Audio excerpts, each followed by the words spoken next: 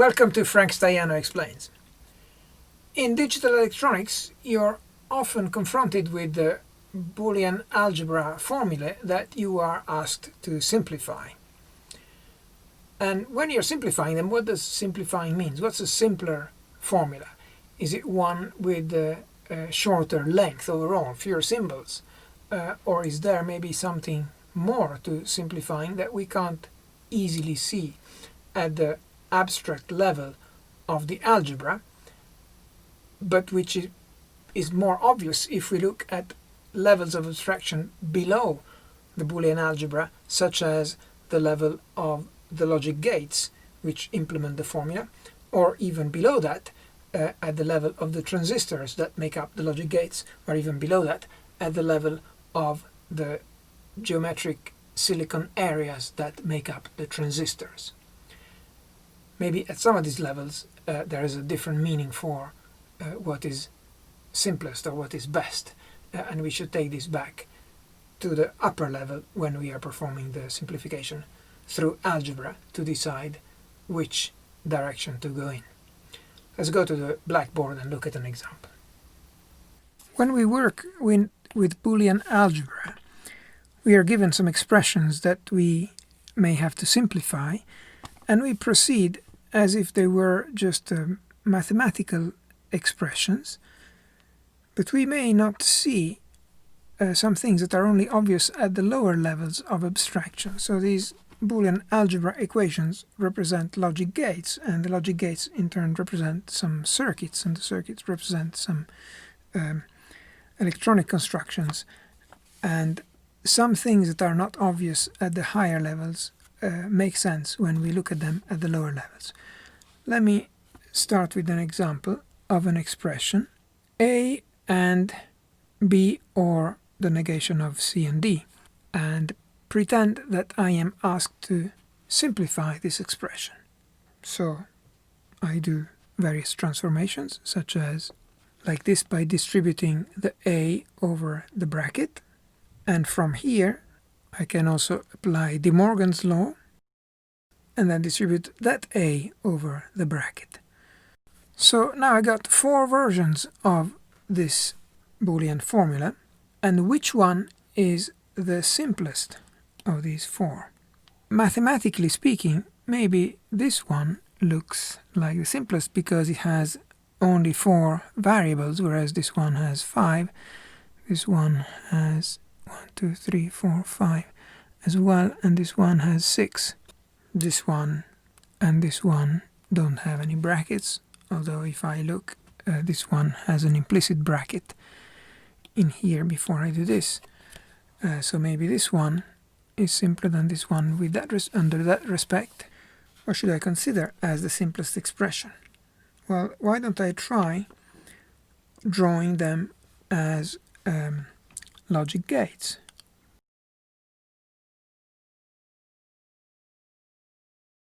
So here, for each one of these expressions, I've drawn a corresponding circuit with logic gates.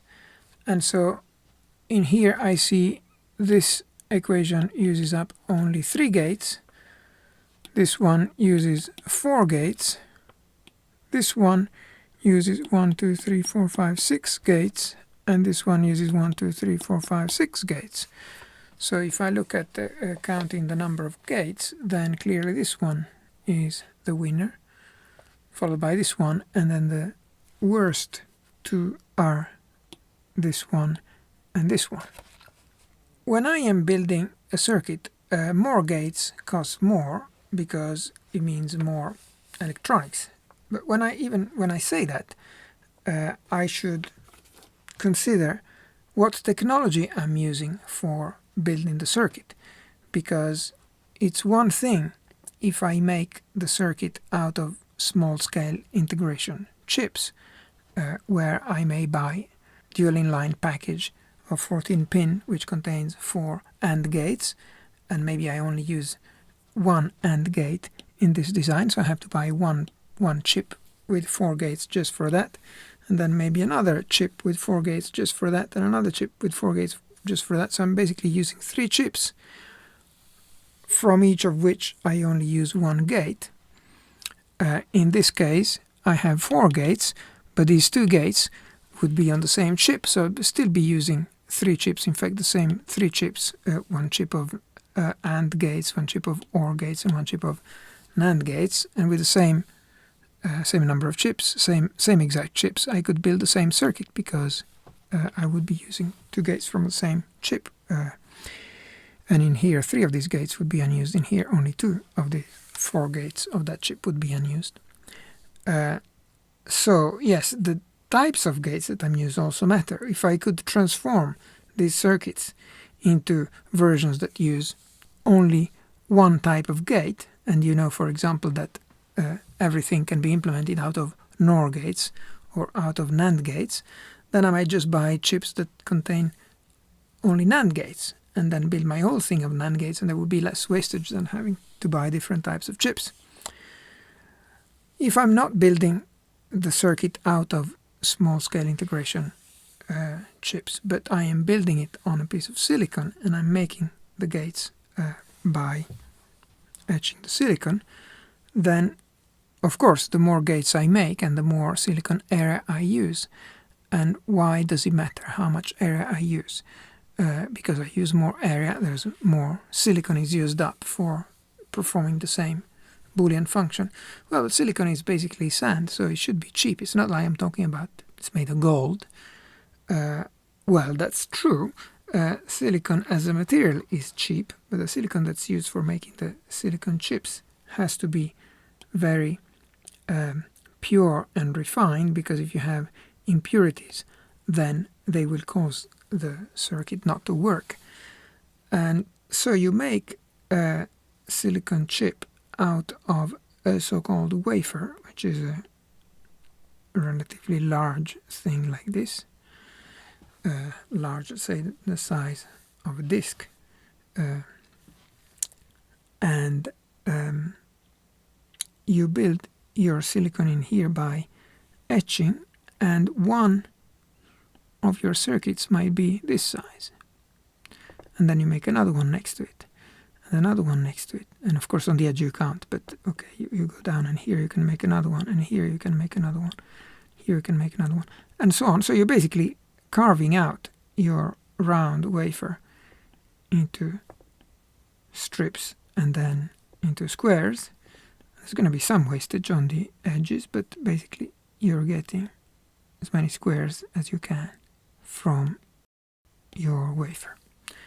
Now, because life is not perfect, you're going to have some places where there are impurities. So for example, if there's an impurity in here, then you're not going to be able to use that chip, because that defect will mean that something doesn't work. Maybe there's an impurity here as well, and an impurity here as well. And if you are making those chips, then this one you can't use, and this one also you can't use. Now, the bigger your chips are, and the less of your silicon you can use for a certain purity that you've achieved in your process. If you take the exact same wafer with the exact same defects, but you cut up your silicon into making bigger chips, for example, if your chips are twice as big in every dimension, so 4 times as big overall, so you would end up cutting things like this. Now, first of all, you manage to produce many fewer chips because you only have 9 working squares. The other ones are all on the edges, and you can't really make full squares out of them, whereas you could make more in the parts that are used in this new configuration.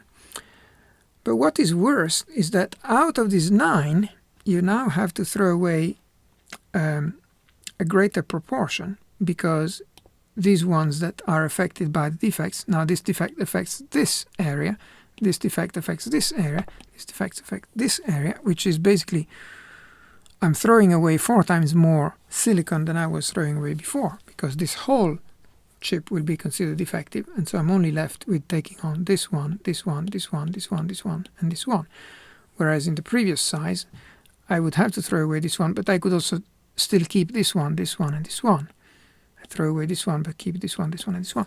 So making the die bigger increases the cost, not simply because I'm using up more silicon, but especially because I am reducing the yield. I'm reducing the number of chips that working chips that I can get out of my wafer for a given number of a given density of defects in my wafer. So it pays for me to make a circuit which takes up as little area as possible, and this is achieved by using as few gates as possible.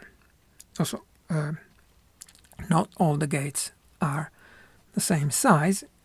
If I have a gate that has 2 inputs, or a gate that has 1, 2, 3, 4, 5, 6, 7, 8 inputs like this, then the gate with 8 inputs is going to be bigger and slower than the gate with 2 inputs. So I have to take the number of terminals in the gates into account as well. Of course, this is not to say that you should only use gates with a minimum number of inputs, because if you try to implement this 8 input AND gate by cascading 2 input gates in the obvious way, then although it is true that 2 input gate is faster and smaller than an 8 input gate, it is also true that this combination of 2 input NAND gates is a lot bigger and slower than this gate here. So yes, whatever is appropriate for the case. And now there's going to be some limit beyond which you are not able to make a gate with as many inputs as you want. And so some things that look possible at the algebraic level are not possible when you translate them into actually manufacturing a circuit. I mean, at this level, you can still imagine gates like this or much bigger. And at this level, at some point, there will be a step where you cannot make arbitrarily many inputs in the same gate. Okay, but if we forget about fabrication for the moment, let me delete this part of the diagram to make more space, and we go back to our equations and the circuits that represent them. Besides number of gates, number of terminals overall, there's another important consideration for deciding what's best. I mean, what's best doesn't mean anything until you've said what matters most to you. And so far we've considered cost, we've considered number of gates as an indicator of cost. But another thing could be how fast is the result computed. And if I make the simplifying assumption that there is a finite propagation delay through each gate that is the same, that is not strictly true because some gates will be faster than other gates. You can imagine that NAND being made of AND followed by NOT takes longer than AND. It might take the same as AND plus NOT. Actually, it's the reverse, because the way gates are implemented, it's NAND that is primitive and AND is implemented by having NAND followed by another negation. So it's the opposite of what you might think. But anyway, at a higher level of abstraction, I'm going to pretend that each gate, no matter what function it implements, takes a propagation delay that's the same for all gates. I could model it more accurately, but at this stage I don't care. And so I'm asking, what is the propagation delay overall for each of those 4 implementations of the same Boolean function? And for that I have to check the longest path, longest in terms of number of gates traversed, from any input to the output. So in this case, from this input to the output, I encounter 1 propagation delay, but from this input to the output I encounter 2, and from this input to the output I encounter 3. So longest one is 3 in this expression. This expression would take 3 delays before giving me a stable result. This other expression also has a longest path of 3 gates. This expression here has a longest path of 1, 2, 3, 4, and this one has 1, 2, 3. So it looks like this, and this win at a maximum cost of 3 propagation delays. Now, it so happens that these initial inverters we don't really have to count in this budget, because usually we are in a position where if we have a variable available, we also have its complement available for free. Because, for example, a flip-flop would produce the Q output and also the Q negated output, and you could choose which one suits you best. So these inverters on the variable as given don't need to be introduced as additional circuitry, so you can ignore them, these ones, and then you can see that the propagation delay would just be 2 in this case, 3 in this case instead of 4, and 2 in this case, which would then become the winner of all these, with these ones trailing with 3 and this one last. Well, this one would also be a 3, like these other ones, if we ignore these initial inverters. So so this one is the fastest of these, but you shouldn't necessarily take this as saying, well, if you remove all the brackets, it's going to be fastest, because, for example, if you take this other equation, this one has no brackets and is clearly implemented in just 2 levels. But if I simplify this to this form, where I've factored out the A and I've introduced brackets, then what does the circuit look like? Well, the circuit looks like this, and again it has only 2 levels. Only 2 levels, and in fact one less gate than this one. So I shouldn't make up a rule that removing all brackets is always the fastest, because this one has brackets and it's just as fast. What is the case, what is always the case, is that this type of form, which is called a sum of products, and this is the sum and these are the products, is implementing the function in 2 levels, and it is always possible to produce a sum of products form of any given Boolean function. But it is also possible to use the dual, which is the product of sums. And so this is a product of sums, this is a sum, this is a product of, well, a sum with only one term. It doesn't look much like a sum, but this is another canonical form that can always be produced in just 2 levels. So both of these are the fastest ways that you can implement any generic Boolean function. They may, however, use up more gates, they may be more flat, and the top level thing, which is the sum of products or the product of sums, may end up having a lot of inputs, as many as there are terms or factors in here, and so beyond a certain limit it might not be implementable in this way. But yes, so when you are asked to simplify an expression, simplify, you should remember, doesn't really mean anything until you've said what your goal function is. And so ask, when you're asked to simplify, what the goal function should be. Should it be, just in mathematical terms, making the shortest possible string of symbols? Should it be having the smallest number of letters in there, or should it be having the smallest number of operators, which more or less corresponds to the smallest number of gates? Are you counting the number of inputs on the gates? For example, this one uses a 3-input gate and these other ones are all 2-input gates. Or are you looking at the speed of computation and therefore the propagation delay through the circuit? Are you looking at the chip area, which will impact the yield, manufacturing yield, and therefore the cost?